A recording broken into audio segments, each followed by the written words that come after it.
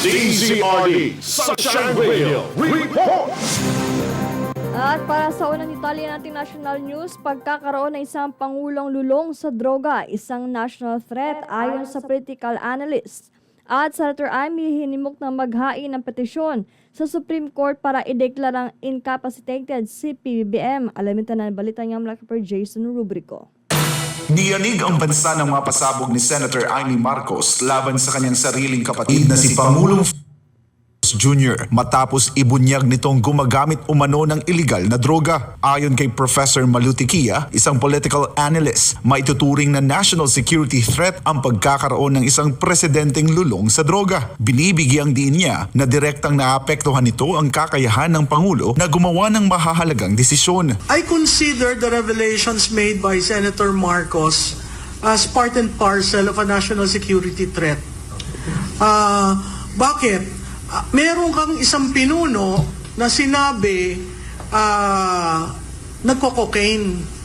At hindi lang siya, ang asawa niya, paano magdidesisyon ang isang pangulong lulong sa cocaine? Paano susunod ang mga sundalo knowing ang nag-utos sabog? Diba? So kung ikaw sinabi, girahin natin ang Taiwan, ngayon nag-iisip ako, ano kaya yun? Nasa tamang wisyo o bangag? Yes. So it is a national security threat because that is the president. Naniniwala rin si Tikia na binulgar ni Senator Amy ang issue hindi lamang upang iligtas ang kanyang kapatid, kundi upang mailigtas din ang bansa mula sa maaaring mas malalang sitwasyon. Apart from liniligtas ko yung kalusugan ng aking kapatid, concern rin siya as a senator sa bansa. So napakahirap yung balanse na yun, and really I thank the senator for being forthright, for being honest, although belated. Pero sa tingin ko yung nasa mesa dito, alam naman natin yung talagang nangyari doon. At public office is a public trust. Doon pumapaloob eh. Nahalal ka ng bayan, binigyan ka ng mandato, ngayong nalaman naming lulong ka, napakahirap intindihin kung hindi magsasalita ang Pangulo at kung hindi mag-hair follicle test. Samantala, mas ipinaliwanag naman ni Dr. Richard Mata, medical practitioner, ang mga delikadong epekto ng pagkalulong sa droga, lalo na sa cocaine. It's very, very dangerous. Actually, pwede po siyang magkaroon kaagad ng heart attack, pwede tumaas kaagad yung blood pressure, pwede kaagad magkaroon ng seizure, lalo na kung ma-overdose. Ngayon, pag sinasabi naman nilang microdosing, which na-mention po yun ni Senator Amy na 4 times a day daw, actually, that is still dangerous and also for the country kasi if you're working and then you're doing microdosing, that's yung decision making mo mababago eh. Totoo po yung sinabi ni FPRRD na nagsishrink po yung utak. Ibig sabihin, maging mahina na po yung comprehension mo, decision making, at you could be easily manipulated. Ipinunto rin ni Attorney Raul Lambino ng PDP Laban na nakakapagdulot ng malaking kahihiyan sa international community ang issue, lalo na kung ang akusasyon ay laban mismo sa isang nakaupong Pangulo. I have never felt so ashamed sa mga nadaluhan kong pagtitipon sa ibang bansa. Japan, Korea, ASEAN, China.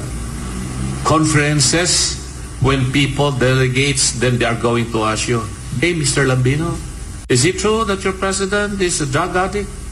Di ako makasagot. Kaya eh.